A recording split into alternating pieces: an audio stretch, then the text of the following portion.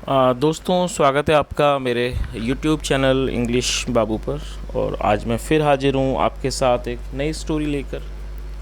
और दोस्तों, आज जो स्टोरी मैं आपके लिए लेकर आया हूँ ये एक शॉर्ट मॉरल स्टोरी है। बहुत ही मज़ेदार कहानी है, आपको सुनकर बहुत मज़ा आएगा। उसके अलावा इस स्टोरी में आपको कुछ नए इंग्लिश के वर्ड मीनिंग सीखने को मिलेंगे, उनकी करेक्ट प्रोनाउंसिएशन के बारे में पता चलेगा। और हमेशा की तरह जो इसका ग्रामर पार्ट है उसे बिल्कुल ही डिटेल में कवर करेंगे, तो एक एक स्ट्रक्चर को आप बहुत आसानी से सीख पाएंगे। तो चलिए दोस्तों, आज की इस कहानी को हम शुरू करते हैं। और सबसे पहले कहानी का टाइटल देखते हैं। कहानी का टाइटल है आ लेसन। लेसन का मतलब होता है पाठ या फिर सबक, एक सबक। तो दोस्तों, ये आज की इस कहानी का टाइटल है, शीर्षक है। और अब मैं इसे पढ़ना शुरू करता हूँ। आपसे रिक्वेस्ट है, आप इस कहानी को बिल्कुल ध्यान से सुने। यदि आपको कोई नया वर्ड या फिर ग्रामर का नया स्ट्रक्चर देखने को मिले तो आप उसे नोट भी ज़रूर करें। तो चलिए इसको शुरू करते हैं। Golu was a very naughty boy. क्या मतलब हुआ दोस्तों? ये जो हमारा वाक्य है ये सिंपल पास्ट का वाक्य है। सिंपल पास्ट का मतलब होता है जब हम पास्ट में कोई ऐसा वाक्य बनाते हैं जहाँ पर वॉज या वर का प्रयोग किया जाता है हेल्पिंग ऑफ के रूप में, और साथ में कोई भी नाउन या फिर एडजेक्टिव को लेकर वाक्य बनाया जाता है। इस तरह का जो वाक्य है वो सिंपल पास्ट का वाक्य कहलाता है। और यहाँ पर नोट करने वाली बात यह है कि जब आप सिंपल पास्ट या सिंपल प्रेजेंट में कोई भी वाक्य बनाते हैं तो वहाँ कभी भी किसी भी तरह की वर्ब का प्रयोग नहीं किया जाता है। तो ये हमारा सिंपल पास्ट का वाक्य है। इस लाइन का क्या मतलब हुआ? Golu was a very naughty boy. Naughty मतलब शरारती, मतलब गोलू एक बहुत शरारती लड़का था। One day he was sitting on a tree with his catapult and a stone. क्या मतलब हुआ? और दोस्तों, ये जो हमारा वाक्य है ये पास्ट कॉन्टिन्यूस का वाक्य है। और पास्ट कॉन्टिन्यूस में वॉज या वर्ब का प्रयोग किया जाता है, साथ में वर्ब की फोर्थ फॉर्म लगाई जाती है। और दोस्तों, कैटापुल्ट का मतलब है गुलेल। वन डे मतलब कि एक दिन। ही वॉज सिटिंग वह बैठा हुआ था, ऑन ए ट्री एक पेड़ पर। विद दिस कैटापुल्ट मतलब अपनी गुलेल के साथ, एंड अ स्टोन और एक पत्थर के साथ। तो इस पूरी लाइन का क्या अर्थ हुआ कि one day he was sitting on a tree with his catapult and a stone, मतलब एक दिन वह पेड़ पर बैठा हुआ था अपनी गुलेल और एक पत्थर के साथ। चलिए आगे देखिए।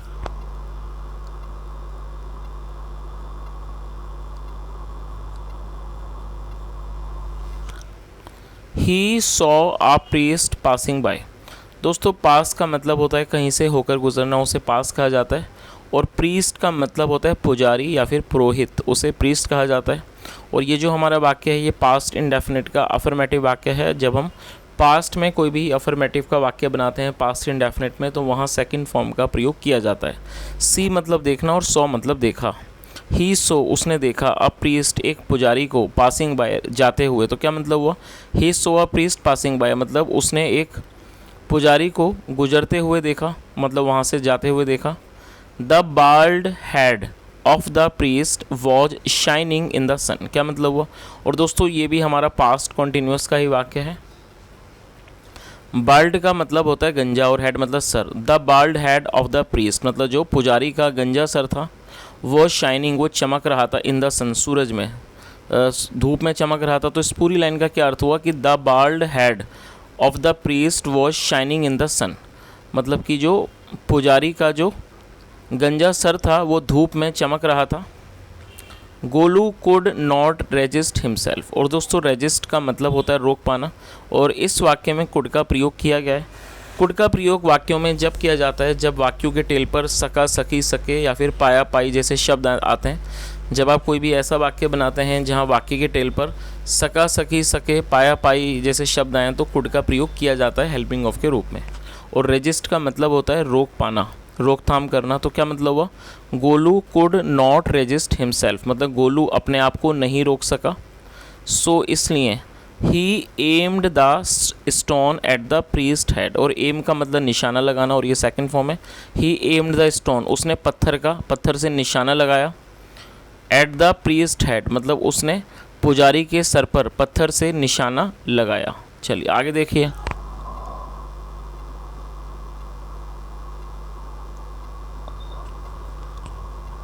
The stone struck the priest's head hard, क्या मतलब वो दोस्तों, यहाँ प्रीस्ट के बाद एपिस्ट्रोफी एस है, तो इसको प्रीस्टेस पढ़ेंगे हम। और एपिस्ट्रोफी एस का मतलब होता है काके की, जब हम किसी के साथ कुछ जोड़ना चाहते हैं तो एपिस्ट्रोफी एस का प्रयोग किया जाता है। तो इस लाइन का क्या अर्थ हुआ, the stone struck the priest head hard, मतलब जो पत्थर था वो पुजारी के सर पर बहुत ज़ोर से लगा। His had started bleeding, bleed करने का मतलब होता है रक्त बहना, खून बहना। हिज हैड स्टार्टेड ब्लीडिंग मतलब उसका जो सर था वहाँ उससे खून बहने लगा। The priest cried out in pen and saw Golu with his catapult, क्या मतलब हुआ, the priest cried out in pen, जो पुजारी था वो उससे मतलब कि पेन में, दर्द में वो चिल्लाया। एंड सॉ उसने देखा, गोलू उसने गोलू को देखा विद हिज कैटापुल्ट, और उसने गोलू को उसकी गुलेल के साथ देखा। ही कॉल्ड गोलू डाउन, क्या मतलब हुआ, ही कॉल्ड गोलू डाउन, उसने गोलू को नीचे बुलाया। एंड सेड और कहा, डियर मतलब कि प्यारे, you have an excellent aim, क्या मतलब हुआ, डियर मतलब प्यारे, you have an excellent aim मतलब कि आपका बहुत ही अच्छा निशाना है। एक्सीलेंट का मतलब था सर्वोत्तम, तो उन्होंने क्या कहा कि प्यारे, you have an excellent aim मतलब कि आपका सर्वोत्तम निशाना है। टुमोरो मतलब कि कल, the king is going to pass this way, उसने क्या कहा कि जो कल हैं, the king is going to pass this way, वो इस रास्ते से गुजरने वाले हैं। Take an aim of his head मतलब उनके सर का निशाना लगाना। And he will give you an excellent reward, और रिवॉर्ड का मतलब होता है पुरस्कार। तो क्या मतलब हुआ, take an aim of his head मतलब उनके सर पर निशाना लगाना। And he will give you an excellent reward, और वो एक आपको सर्वोत्तम एक पुरस्कार देंगे।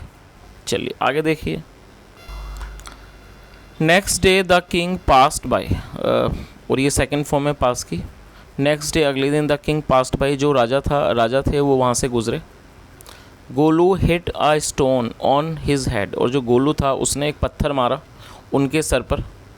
The king cried in pen, जो राजा थे जो क्राइड इन पेन वो चिल्लाए, मतलब कि वो दर्द में चिल्लाए।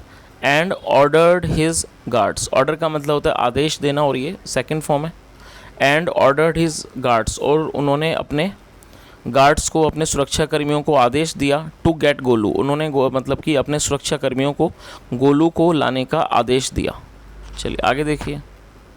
द किंग सेड, राजा ने कहा, he should be whipped 100 times in open, क्या मतलब हुआ। और दोस्तों ये जो हमारा वाक्य है, he should be whipped 100 times in open, ये हमारा पैसिव वॉइस का वाक्य है। जब आप पैसिव में वाक्य बनाना चाहते हैं तो शुड का प्रयोग करना चाहते हैं तो शुड के साथ बी लगाया जाता है, शुड बी, और साथ में वर्ब की थर्ड फॉर्म लगाई जाती है। द किंग सेड, राजा ने कहा, he should be whipped 100 times in open मतलब इसे खुले में, ओपन मतलब खुले में 100 कोड़े मारे जाने चाहिए। विप मतलब कोड़े मारना, 100 कोड़े मारे जाने चाहिए। Golu cried for forgiveness, forgiveness का मतलब होता है माफ़ी। तो जो गोलू था वो चिल्लाया, या कह सकते हैं रोया, फॉरगिवनेस माफ़ी के लिए वो रोया चिल्लाया। But the king did not forgive him and he was taught a good lesson, क्या मतलब हुआ, but the king did not forgive him.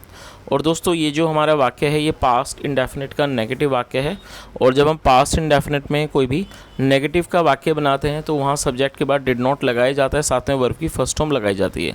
और फॉरगिव का मतलब होता है माफ़ करना। तो इसका लाइन का क्या अर्थ हुआ, but the king did not forgive him, लेकिन राजा ने उसे, हिम मतलब उसे माफ़ नहीं किया। And he was taught a good lesson.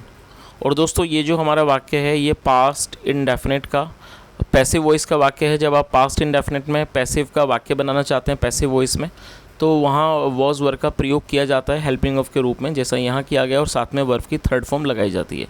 ये टीच की थर्ड फॉर्म है टॉट, क्या मतलब हुआ, he was taught a good lesson, उसे एक अच्छा सबक सिखाया गया। तो इस पूरी लाइन का क्या अर्थ हुआ कि but the king did not forgive him and he was taught a good lesson, लेकिन राजा ने उसे माफ़ नहीं किया और उसे अच्छा सबक सिखाया गया।